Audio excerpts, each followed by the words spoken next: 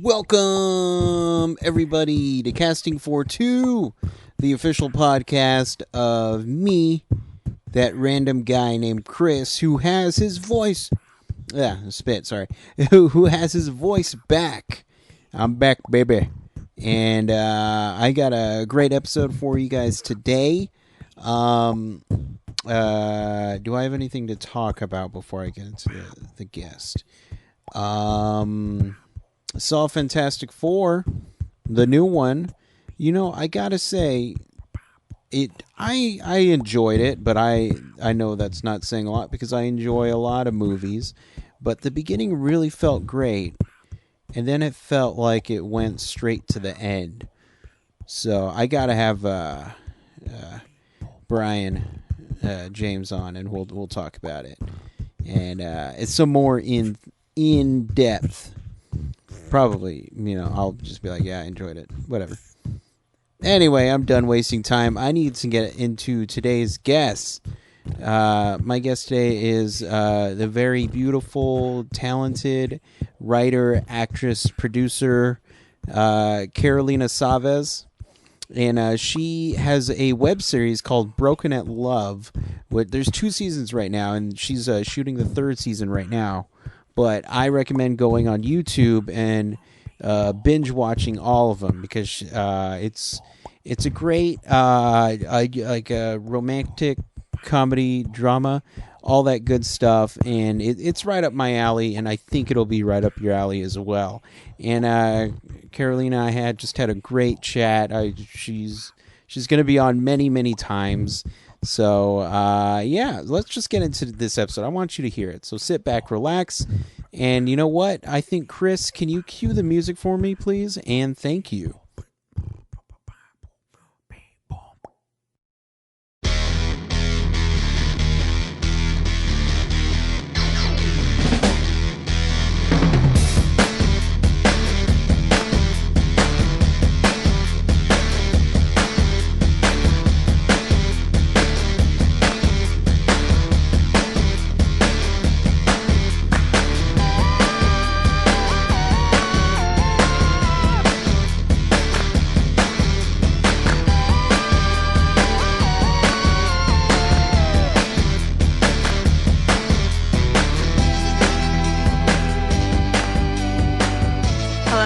Hello. Oh, great. Okay. Hi. Hi. How are you doing today, Karolina? I'm doing good. How are you? I'm doing all right. Just kind of chilling, relaxing, and all that good stuff. How is your morning going so far? I've been actually under the weather for a few days, so it literally is like PJs Gotcha. today, which wasn't what I thought, but just taking it easy. Well, it's a good thing we're doing video now. Let's cut to the PJs. My no makeup. Oh no. So you get sick. What sort of remedies do you do? Are you immediate? Well, I'm like one of those people who like never get like really sick. Like I feel Gotcha. like my body fights it before it like officially becomes something. Mm-hmm. So I kind of feel like, like you feel like you're sick, but if someone took a thermometer and I probably have not had a fever, I just think I've caught like some sort of stomach bug of some kind. Oh, okay. But my remedy is no, I don't take stuff. Gotcha. Okay. I take nothing. Like there has to be a really high temperature before I take a pill.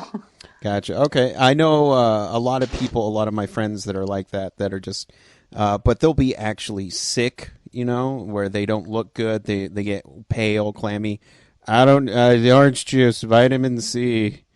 And I eat a lot of vitamin C naturally. I'm just a little congested and I just think I'm tired, but Gotcha. I'm tired mixed with like some sort of virus that people I live with brought home. Gotcha. That's what I think it is. But yeah, I'll film through being sick if I feel. I mean, like it's not really. I won't. I think the last time I took anything that was even remotely close to like an Advil was probably 4 years ago. Oh, that might have wow. been like the first time I've taken like anything since I was like a child. Wow. I really don't. Like I have to be pretty bad in order to do that. It's not. Yeah. I haven't had like a full blown like real flu, like one where you're like literally you get a cold after and everything since like probably 2011. And that was like the time that I started writing Broken at Love, actually, which is like the craziest part about that.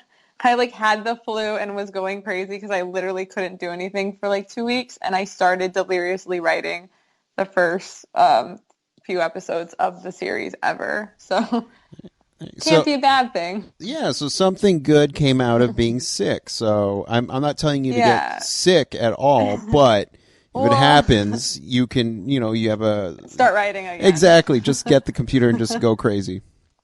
Exactly. I remember being so bummed because when I was in film school, we were doing projects, and this was early on, so getting like directing something that I wrote was a huge deal.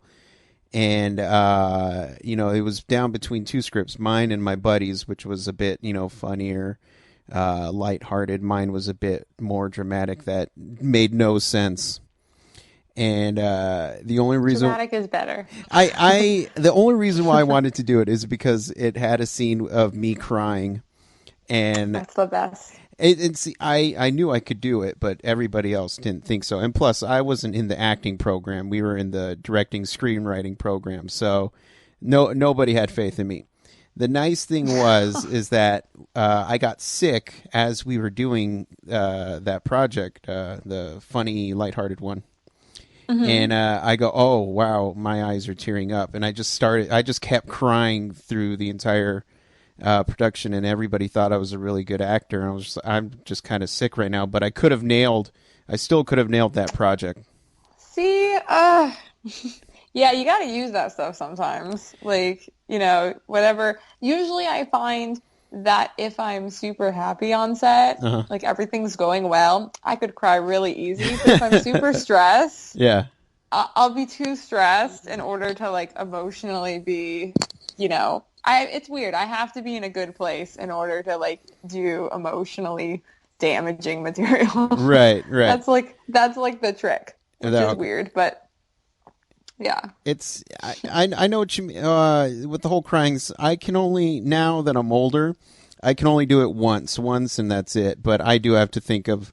Oh, Uh, I could cry could you? endlessly, yes. Do you ever? Ironically, I don't cry. I cry in the show, Okay. Yeah. but I don't, that's like towards the end. But I feel like I could cry much easier than I thought because I mean I can cry in real life pretty easily, Uh, but I when we shot this big crying scene for the finale, it never wrote in that I was going to cry, mm. and one of the actors said to me personally, like when everything else was going, we had a guest director for this episode, so everything else was going on around me, and someone said, "You're going to cry in this, right?" And I was like, I thought I would maybe just get a little teary-eyed. I don't know. I didn't want to like make a big scene. It was like, so, I didn't think I was supposed to make a scene. We did the first take and I just started bawling. And I think it was more because I was concerned that people weren't going to think I was able to do it. And I was Right. like, oh no, I don't want this like, you know, well-known like actor, director, all these people around me to like, and then nobody knew I was supposed to cry. Everyone freaked out and thought it was real. It was so funny. And afterwards, I was like, all right, I'm done. All They're right. like, do it again. I was like, oh my God, no. Now, have you ever used your ability to cry to get you out of things? Whether it's Always. But yeah, not anymore. Like no, not okay, as a grown up. Like when I was in high school, I used to cry my way out of doing stuff in physical education class all mm, the time. I me was too. like, I can't do that. I don't, and I just like all the time. And then I would stop, and most people didn't know I was like an actor because I've been, pretty serious about this since I was like a child. But like some people knew I was an actor in like a PE class, and a lot of people didn't. And so I would just like cry myself out of it. And it was if it's a guy PE teacher, you can Oh cry yeah, yourself out of anything. They don't want to deal with that. They don't know right. what's wrong. Yeah, yeah, So no. yeah. I used that a lot in high school, like a lot. I felt like I needed another acting outlet, like on the regular. So I used to. I never did that like in college though, or like as an adult. Like once I hit 18, I use my tear. I try to not cry. It's like the opposite. I try to like like I've been in situations where I'd want to cry in front of another person, but I don't want them to see me cry. So Right. it'd be like the opposite. The So, biggest thing for me is now, ever since Toy Story 3 happened, I have a hard time not crying at really emotional animated movies. If there's a sappy moment, I'm gonna cry. I will cry for animated stuff too. Yeah.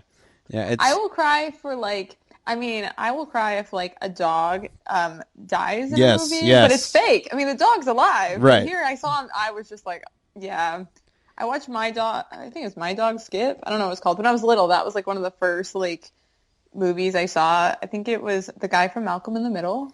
Right. Back in Oh the yeah, yeah, day was in it. Frankie And Muniz. that adorable dog from Frasier was in it. And they would just put a voiceover that he was supposed to die and his eyes closed at the end, and that was like the last shot, and I like bawled. And Oh. he was alive. It was fine, but not I was like I didn't oh my God. Yeah, so I will cry for a movie. And I'm trying to hope that people like cry for, the show that I'm creating. Like I like when people have told me that they have, and I hope season 3 does that for them too. But Mhm. like I think that's like the best thing. You did something if you can make someone emotional when they're watching it. Right, right. And so let's talk about the show a little bit. What Oh. let just a little bit. Well, but we started, by the way. We're in it. Oh yeah, I'm always on. I can Okay. chat forever. Good, good. It's. I just always think it's funny because people will. I love chit chat, just general chit chat, and people will just be like, did we start yet? It's like, yeah, dude. Oh. Oh, yeah, dude. We've been going for 10 minutes now." It's like, oh, okay. And that's all I interview, people who talk like that. But so the Yes.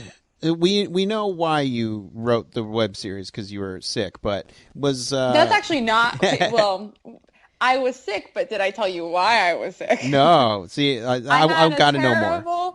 I had a terrible, horrible, worst like heartbreak of my life Uh huh. that occurred quite parallel to then proceeding to wear myself down that I had a flu, that I got the flu. Oh, okay. And so it was like the worst thing ever. And I still look back and think that this was like back in 2011. Hmm. And I still look back and I think that nothing will trump that like as the worst heartbreak. I don't think so. Hmm.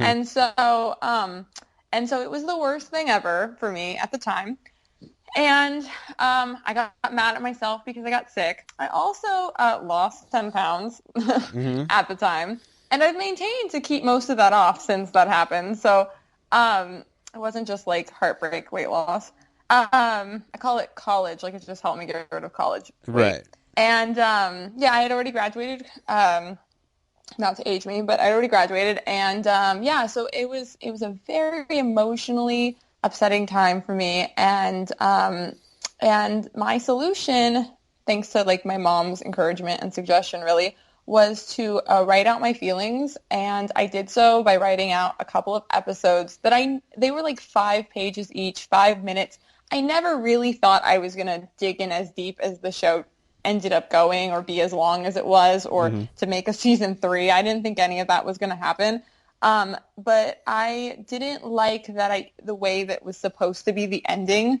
I'm like a closure person. I like everything. So I am like a Virgo. I am like meticulous, perfectionist. I Right. like things to be a beginning, middle, and end. And that ending was not acceptable to me in any way. But at the same time, it was an ending where I never wanted to speak to this person again. So since I didn't want to speak to him again, and I had all of these feelings, this was the best solution that I'd come up with. And it just it took several months. Like when we first started making the show, I was still in too deep of like being upset. So Right. I think by the time like early 2012 hit, that's when the show really started filming seriously.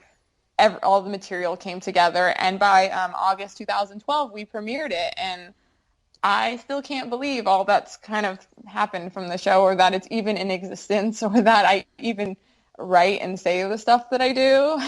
But yeah, I mean, I'm in now. We're doing season 3, and I've still writing a bit, but we're filming now, and so it's pretty exciting. And so, when you're writing something that's very personal, is there ever a moment where you're like, I can't use that, and then you think, I gotta, it's part of, you know? Nothing's really off limits for me unless it was something. The only things that I've never like shared is if the person told me stuff that I felt like was private information about his family or things that I know like that. Like I'm not going to air stuff about people that I don't feel like did anything Hmm. worth me airing it. But nothing is off limits. It's really easy to write it. Hmm. It's a lot more difficult to act it than I think people understand. It's a lot more difficult. I mean, only acting those particular scenes. I found like in the beginning, if you want to talk about my ability to cry, in the beginning, we filmed, well, it was not filming. We had our first day with the main character's name is Holden Gregory. Hmm. He's the love interest character in the show. And our first shoot day with him was back in December of 2011. And I had to go through some people to get like the perfect guy for that part. Hmm. And but it was we had like only done like met in an audition and like maybe like one little meeting prior. And this was our first shooting day, and we were going to shoot the poster, and then we were going to shoot a restaurant scene for one of the episodes. Hmm. And it was the first, and so the poster was supposed to be like a literal recreation of an actual photograph that I have. So I had the photograph, I knew exactly what I wanted to do, and I always like to say I was still like a little more vulnerable than I gave myself credit for during that time. And we did this shoot while me not telling the guy, he didn't know at this time that he was playing a specific person or Hmm. really any details. And I was just trying to get this photo. I wore like, as weird as it sounds, I wore the same outfit and like Hmm. literally went to recreate this picture. So we did the shoot. After the shoot, I literally cried Oh. for for this is back then. Like I'm good Right. now, Yeah, but yeah. just And so and I literally cried after the shoot, and we were supposed to like this was on my way to go film a scene. Like this was like in a break. We like did this in like Venice, and then we had to go down to Manhattan Beach and shoot a scene. And I cried all the way over there. Hmm. And then I kept saying, my mom luckily she comes on set a lot and helps me. And she was with me, and I said, I don't think I can do this. Like this was like, I don't think I can. I mean, we just started. I don't think I can recreate all of this stuff again. And but yeah, she told me, you want to be a quitter and let him win, and I said no. And so now we have a show, and I'm actually I love writing the stuff. I Hmm. love acting it out. I think Holden, the role of the main guy, is not so substantial in season three, mainly because if I'm over it, I don't really feel the need to. It's just enough to kind of give the audience what they want while exploring other stories, because so many things have happened to me since then. And I think it's fun to be able to like if something stands out that you're able to write about it and like kind of share it in a way. And so I enjoy doing that a lot now. I mean, I wouldn't have known that back then, but now I love it. And I have to say, once when I first heard the name Holden Grant, like that's Holden Gregory. Oh, Holden sorry. Oh, Gregory. I was thinking of Hugh Grant for a Grant is second. actually a name that's going to be in season three, so you weren't Well, see, far off. But that's why. That's why I was you thinking were of just Grant. sensing it. It's such a typical hot guy name, you know. Is it? Holden Gregory. I mean, that's a guy. Not only is a business card name, but I could totally see an army of hot guy like Channing Tatum. That's a hot guy name right there. Wow, I didn't even think of that. Yeah. Yeah. Well, that's good. There you go. So I'm just curious because I love coming up with names for characters. How did you arrive at that name? It is, uh, it is William Holden and Gregory Peck. Oh, okay. I took a lot of old movie. Yeah. Like my name is Vivian Taylor, which is Elizabeth Taylor and Vivian Lee, although I spelled Gotcha. Vivian differently. So I kind of like every character, like my the character. There's an Ava, there's a Lana, there's an Olivia, there's an Audrey. Like Hmm. literally anything that happened in the first season or maybe 2 seasons. There's a Montgomery. There's anything that's probably came from old movie. And then I kind of threw in some country music people because I ran out. So we have like a Hunter and a Blake. So like, I just kind of like I go often of things like that, Yeah. and we have like a Chase in season 3, which is country music. And so like I ran out a little bit of old movie names, so now I go to that. But yeah, so it's either that or like a name I like. But Holden Gregory came from the combination of Gregory Peck and William Holden. There we go. See, I tend to do comic book characters' real names, and I'll just Oh, mix them that's up. clever. Yeah, I'm a superhero freak, so I yeah. always feel like the name has to have some sort of value. I can't just Right. look at a baby name book and like come up with something. That didn't work. I Right. tried that. That didn't work. My girlfriend has a huge pet peeve against fake names, like just names randomly made up and stuff like Yeah. that. She hates it, and she like doesn't that make you upset? No, it's not my kid, so what do I care? But but yeah, so she likes names to come from an actual real place as well. So I agree, because if it has no value, then it's not going to stick. exactly. But I wanna let's do a little rewinding. I'm always curious why people get into acting. Yes. So, what was there something that you saw, or something that you did when you were younger or around?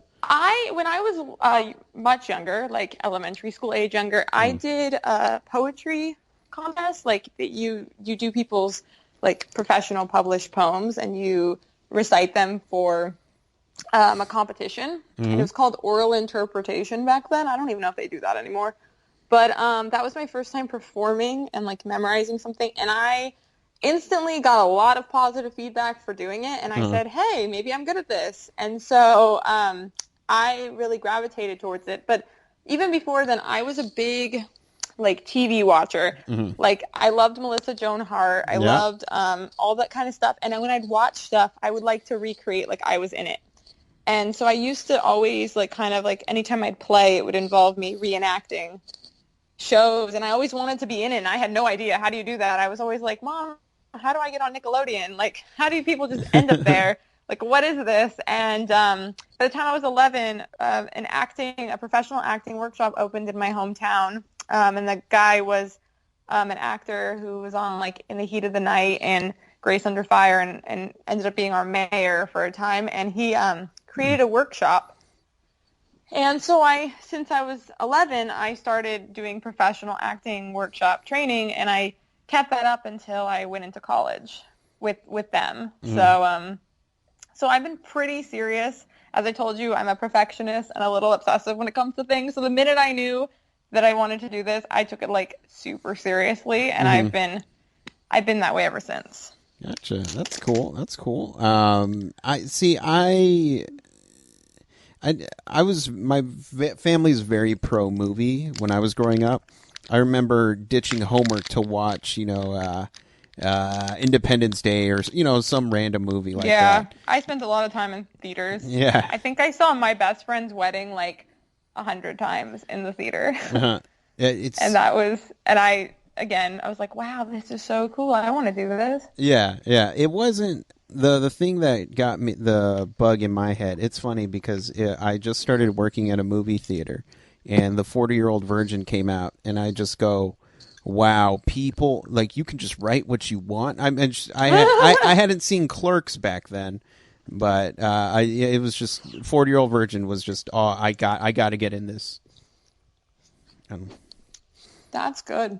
Yeah, I know. It really, I think that's the power of it when you see something. I mean, for me, like, I can even say, like, I watched Barney and Kids when I was, like, 2 or 3, and I was jealous of the kids. Like, why do you get to be on this? I didn't know what it was. I didn't know what was going on. I was like, this looks like fun. So I've always been very, until I knew what it was. Once I knew what it was, I was like, okay, this is what I'm doing. Once it had a name to it. Right. It's really funny because I remember this vividly. When I was 5 years old, my family lived like in the country, which was like a place called Sanger in California. And that was the only year that I went to school in the country. And this girl came on Halloween and she was dressed as an actress. Okay. And I said she had like this red fancy dress and like a boa. And I said, "What are you?" And she said she's an actress. And I was like, "Is that a thing? Like that's a job? Like we can be that?" And I think that was like I always say that's a defining moment because I was like, "This is a thing?" And so I didn't know it had a name until that girl came in her Halloween costume and she said she was an actress. I was Belle, so I mean, what did I? What, Yeah. I didn't know. I was still a Disney princess, but yeah. So after I think that, and then when I was in third grade, I dressed up for Halloween as an actress. So yeah, so I think like once I knew what it was, I would like to say forever, but I didn't know what the title of the job was Right, right. until I think I was 5. And I was like, okay, that's what I'm going to be. That's I had a lot of other jobs I said I was going to do too, but right. I've stuck with still liking everything that I like. I mean, I used to love writing. Hmm. I used to like to write like little books and like little scripts and stuff when I was younger too. I just again didn't know that this could be a job. Right. And so yeah, so I'm still really interested in all the same stuff I was interested as a kid. So Well, that's the great thing about being an actor is you still can, in some way, be all those things. yeah, If definitely. you want to be a ninja, you can be a ninja. You can act like one and be cool and throw stuff.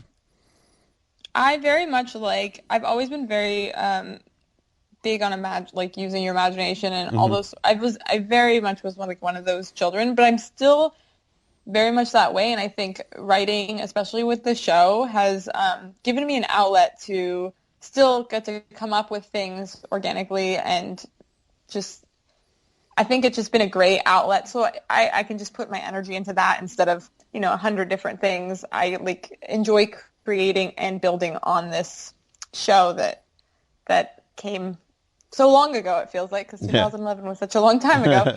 But yeah, so I feel like that's been the little outlet that I've had for Hmm. anything. Like if something annoys me even, I always say this, like if there's just something that I see that annoys me, I can articulate it Hmm. in the show. Yeah. Just like it's not personal necessarily, but if I am observing something, you wouldn't believe I've written like 90% of the show is based on real life experiences, not just, the original Holden Gregory, Vivian Taylor story. It's Hmm. anything you see is probably based on something that I've seen, which I know a lot of writers do, but like I don't just write about one guy. I've written about a lot Yeah. and girls and friends and all that kind of stuff too.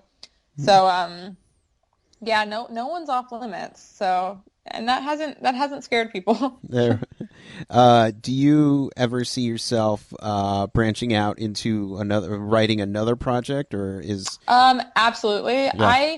I took a break from Broken uh back like last year, and I wasn't sure that I wanted to keep making more of the show, mainly because I didn't want to keep making things about the Vivian Holden concept because Hmm. I was like, that's probably not healthy anymore now that I don't care. And so I thought I'll make something else. So I had a lot of other scripts that I kind of worked on and a lot of other possibilities that I worked out. And I kept coming up with new ideas for season 3. I had written an entire season Yeah. before I had said maybe I shouldn't, talk about this anymore. And I then started coming up with a whole bunch of new ideas. And I couldn't shake it. And I thought to myself, okay, I can just pause the scripts that I've created. And some of them I kind of took stuff out of it and put it back into Broken. Hmm. And I've written an entirely different season 3 than the one that I wrote last year. And yeah, so I think when you take a break and try to delve into other things, it fortunately or unfortunately led me back to the show. Yeah. And I think once I feel like the show has said everything, there's so many things I would like to try different formats, not necessarily another web series. Hmm. But I don't know if I could top this. But definitely like in the more film world, Hmm. because I used to do short film scripts. That was like Yeah. the initial, like Broken at Love initially, as crazy as it seems, was in 2009, a specific incident had happened in this love story, put quotes there, can't see me doing it. In this love story, a specific thing happened in 2009, and after it happened, I wrote an entire script, and I thought it'd be a short film. And the script was called Broken at Love, and this was back in 2009. And I thought it was going to be a short film, and I remember thinking it was just like a moment in time. It was to tell you which episode it actually became. It was episode 9 in the series. And so I just had to change, names and whatever came about. But I thought to myself, this script might not be a good enough standalone because people don't know the story of these two characters. So I never did anything with it. And then once the show came about, I thought that this episode 9 would have been the series finale. And like this would, so I was writing everything to lead up to that one script. And then obviously like it kept going. But so I started with short films, and I'd like to probably go back to maybe something longer film-wise instead, like next, since I've written so much since 2009. Yeah, no, I remember one incident where I was going to go on a date. I got to the restaurant and I got stood up, and I just remember thinking, oh, this would be kind of an interesting thing to happen in a movie. So typical writer. yeah, exactly. So then I wrote like it was a feature length script. Now mind you, it was really bad. This was the first time I ever actually written anything. And so then I went to film school, and we had to do our final projects. And I said, well, what if I just take that chunk that initially happened and made that a central story? And I did that, and I just felt like I didn't have to do the long and boring script where somebody randomly dies. So I completely get where you're coming from. That's so good. And and so I have a huge appreciation for web shows, because I did one way back in the day. Well, not back in the day, probably around the same time, but unfortunately, I come up with new ideas for it all the time. And it's something that I can't do, but I feel like I need to get these ideas out. So, maybe one day, who knows? We'll see. The web series world isn't dying anytime soon. No. So I think you have time. Yes. But for the people at home who would like to know a little bit more about Broken at Love. Yes. Just a little summary, and where they can see it. Well, since I've been giving bits and pieces throughout, I'll tell you that Broken at Love is a story about she starts out in college, and her name is Vivian Taylor, who I play, and she gets the rare chance to meet her celebrity crush. And her celebrity crush is, in this case, a professional tennis player named Holden Gregory. So what turns out, what she thinks is just a simple crush, she gets to meet him, and it turns everything upside down, and she has to deal with friends, family, and other competing love interests, further complicating things along the way. And we have 2 seasons, which consist of 15 episodes that are all online at youtube.com/brokenatlove or brokenatlovetheseries.com. And it's like almost 4 hours worth of content. They're pretty beefy episodes. But you can get through them in like a sitting. They're very binge worthy, I've been told. And we're on Twitter at Broken at Love, and I pretty much literally just tweet tennis until this week is over. But yeah, I've been using Twitter a lot more, and we have facebook.com/Broken at Love. And unlike other seasons, I now have an Instagram, and we've been putting behind the scenes stuff from season 3 on there, and it's instagram.com/Broken at Love the series, because somebody already took Broken at Love and they don't even use that count. It's very annoying. But everything else is Broken at Love. So pretty much you can find it at YouTube/Broken at Love, Twitter, Facebook.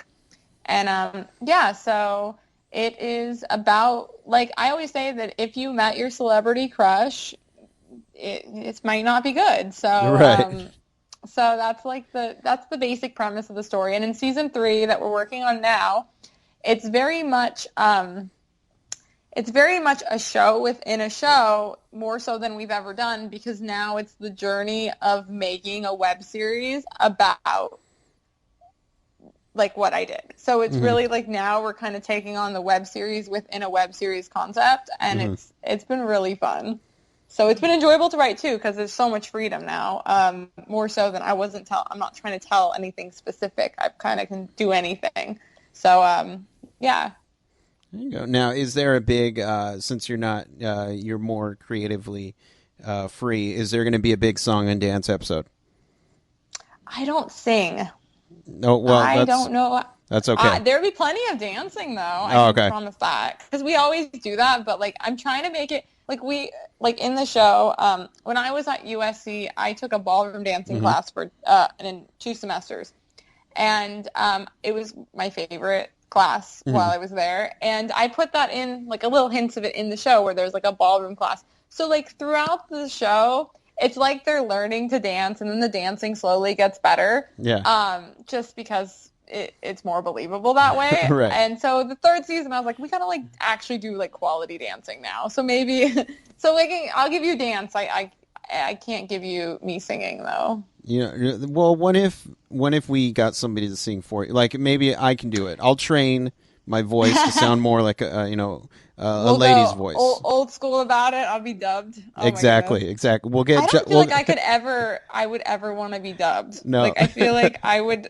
I don't know. I feel like I would never. I mean, it would be cool to like look at it and be like, "Wow, look at you pretending to sing." But Yeah. I don't think we have a really great singer. She's based in New York. Uh-huh. And she gives us all of her lyrical songs that we have in the show. It started in season 2. Her name is Kirsten Marilyn. Mm-hmm. And so season 3 is going to include even more new songs from her. So they're beautiful songs. I'm just not going to be singing them, and it won't be a musical. Gotcha. Okay. I just think the idea of me in a musical with this big, grand, like opera voice would be funny, but even more funnier to me acting like I have that voice. Just like how do you? Wait, can you sing? A little bit, I guess. Yeah. Well, that's good. But that's better than me. I can't. I feel like I can hold one note. There you go. There you go. Well, that's maybe it's not something I would like say. Let's showcase this. You know what? It's not a talent I possess. You know what? I think we should showcase this. I'm saying it right here, right now. We're gonna get this. We're gonna make this happen. And Karolina, I had a blast chatting with you, and I checked out the first few episodes, and now I'm gonna go binge watch them. All right. Sounds good. Now you know it's real. Yes, everything is real. Everything is real. And Holden Gregory, still a sexy name. I just have to say that. I'm so glad you like the name. It's sexier than the real name. It's sexier than the real person. Yeah. Wow, the name is literally sexier than the real guy, the physical guy. There you go. There you go. I'm sure he looks like hell now. Yeah, yeah, of course he does, because he's... Of course, right? Because he's obviously stupid. So. Yes. Well, spoiler alert. There you go. I want you to have a good rest of the day and rest up. Thank you. And feel better. I'm just going to watch tennis. US Open's going on. So I'm going to watch that and write. And then maybe I'll write some brilliant stuff since I'm a little under the weather. Yes, and some singing. Lots of singing. Lots of songs. Yes. You may need to make the actual lyrics for me, too. Just use the words broken at love somewhere in it. That's all I ask. Okay. The broken at love opera. I'll get on that. Oh, goody. I'm excited. Well, you have a good day, okay? You too. Thank you so much for chatting with me. Thank you. And you, anytime you want to come back, just let me know, all right? Yeah, before our season 3 launches, you'll be hearing from me. Sounds good. All right. All right. Bye-bye.